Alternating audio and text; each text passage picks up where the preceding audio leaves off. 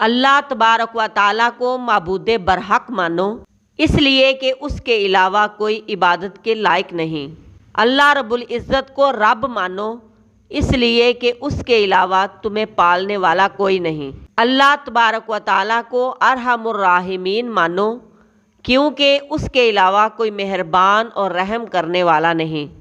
اللہ کو غفور الرحیم مانو، کیونکہ اس کے علاوہ کوئی بخشنے والا نہیں۔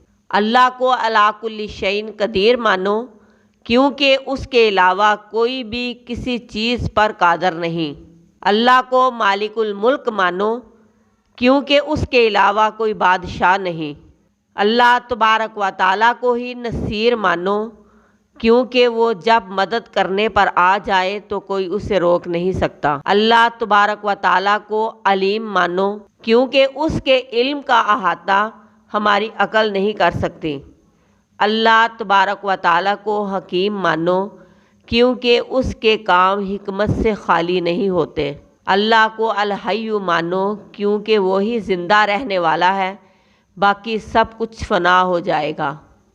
اللہ کو القیوم مانو، کیونکہ اسی کی ذات بس قائم رہنے والی ہے۔ اسی اللہ کو خالق مانو، کیونکہ کل کائنات اسی کی پیدا کردہ ہے۔